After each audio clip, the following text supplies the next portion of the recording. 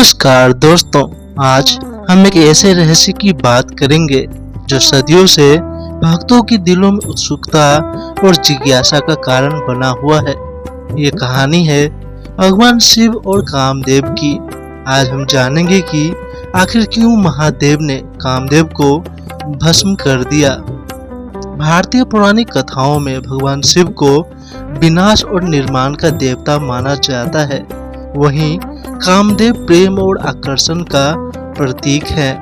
उनकी कहानी हमें सिखाती है कि प्रेम की शक्ति कितनी महान होती है, लेकिन कभी कभी यह भी आवश्यक होता है कि हम अपने इरादे को समझें। कामदेव, जो कि देवताओं के बीच प्रेम और वासना के देवता हैं, अपनी बाण से किसी भी व्यक्ति के दिल में प्रेम की भावना उत्पन्न कर सकते हैं। उनके पास एक विशेष बाण था जिसे लगाते ही व्यक्ति प्यार में पड़ जाता था। लेकिन क्या आप जानते हैं कि कामदेव की यह शक्ति भगवान शिव के लिए चुनौती बन गई थी। एक समय की बात है जब देवताओं ने भगवान शिव की कठोर तपस्या के कारण अति शक्तिशाली राक्षस तारकासुर से लड़ने के लिए एक शक्तिशाली पुत्र की आवश्यकता महसूस की। उन्होंने कामदेव से प्रार्थना की कि वो भगवान शिव के ध्यान को भंग करे ताकि उनकी तपस्या समाप्त हो सके और वे पुनः प्रेम की शक्ति को प्राप्त कर सकें। कामदेव ने देवताओं की बात मानी और भगवान शिव की ध्यान में बाधा डालने के लिए तैयार हो गए।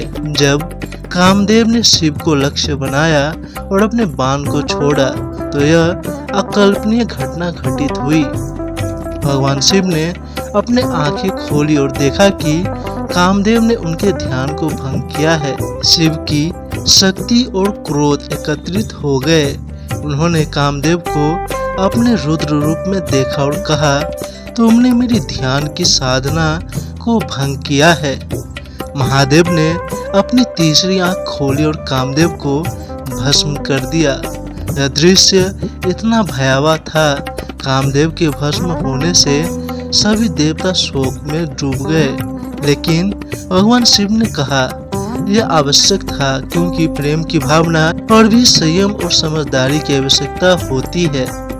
कामदेव के भस्म होने के बाद देवताओं को एक बार फिर अपने उद्देश्य के लिए शिव की कृपा की आवश्यकता थी, लेकिन महादेव ने कामदेव की पत्नी रति को समझाया कि प्रेम की वास्तविकता सिर्फ शारीरिक आकर्षण नहीं है, बल्कि यह एक गहरी भावना है।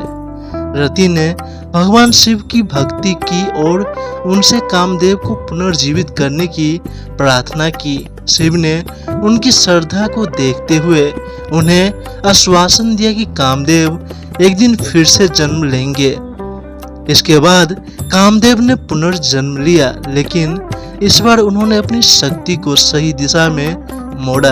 इस कहानी से हमें यह सीख मिलती है कि प्रेम एक दिव्य शक्ति है, लेकिन यह भी आवश्यक है कि हम इसे समझदारी से उपयोग करें। जब भी हम किसी को प्यार करते हैं, उसमें उसकी भावनाओं का सम्मान करना चाहिए। तो दोस्तों, इस तरह महादेव ने कामदेव को भस्म किया, लेकिन उन्होंने यह भी सिखाया कि प्रेम की शक्ति केवल आकर्षण नहीं, बल्कि समझ और संयम की आवश्यकता भी है। अगर आपको यह कहानी पसंद आई हो तो कृपया चैनल को सब्सक्राइब करें, इस वीडियो को अपने दोस्तों के साथ साझा करें।